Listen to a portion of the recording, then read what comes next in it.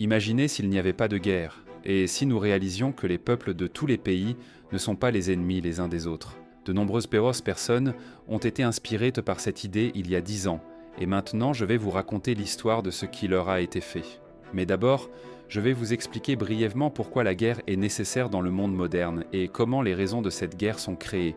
Pourquoi la guerre est-elle nécessaire? Orwell l'a décrit très froidement dans ses livres. Avec les progrès de la technologie, nous disposons de plus de ressources. Des ressources supplémentaires améliorent nos vies et donnent aux gens plus de temps libre. Le niveau d'éducation augmente.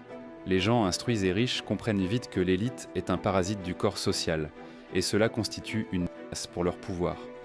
Pour se maintenir au pouvoir, il faut détruire le surplus de ces ressources afin que la majorité reste dans la pauvreté. Et le meilleur moyen d'accomplir cette tâche est la guerre. Selon les données officielles, 2500 milliards de dollars sont dépensés chaque année dans l'industrie militaire, dans le monde entier. Selon des estimations non officielles, le montant dépasse 4000 milliards. À titre de comparaison, pour ces 4000 milliards, on peut réduire la semaine de travail à 4 jours partout dans le monde, avec plein salaire comme dans 5 ou 6 jours. Avec cet argent, l'électricité peut être rendue gratuite pour tout le monde. Je ne parle même pas du fait que 10% de ce montant suffit pour que l'humanité oublie ce que sont la faim et les problèmes d'eau. La guerre est son nécessaire, non pas pour parvenir à la liberté, non pour parvenir à la paix, à la paix, mais pour maintenir les gens dans la pauvreté, et donc pour les maintenir en esclavage, diviser et conquérir. Mais pour déclencher une guerre, il faut une raison et il faut un ennemi. Les gens préparent la guerre depuis longtemps pour la justifier. Une propagande à grande échelle commence.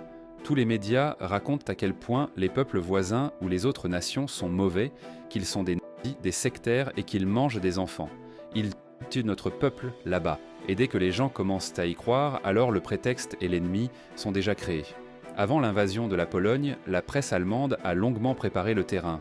La propagande disait que des Allemands de souche étaient tués et torturés en Pologne. La radio allemande a parlé de la barbarie des Polonais. Et pour étayer la propagande par des faits, un détachement de SS vêtu d'uniformes polonais a organisé une attaque contre l'Allemagne. Et c'est devenu la raison officielle du déclenchement de la guerre. Tout commence par la propagande.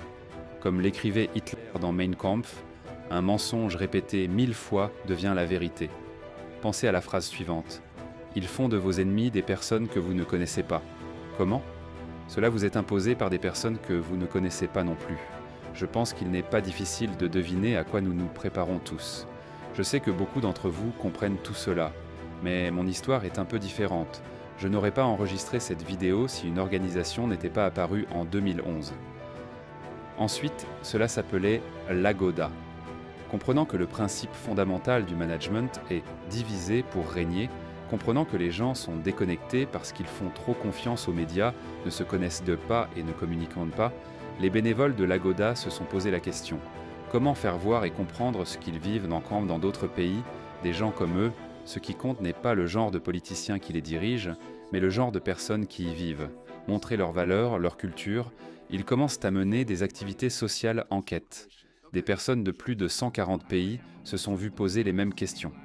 De nombreuses personnes interrogées s'intéressent également au projet et le rejoignent. Le projet prend de l'ampleur. Il n'y a pas que les réseaux sociaux qui s'organisent déjà. Des enquêtes, mais aussi des téléconférences réunissant des personnes de différents pays et villes.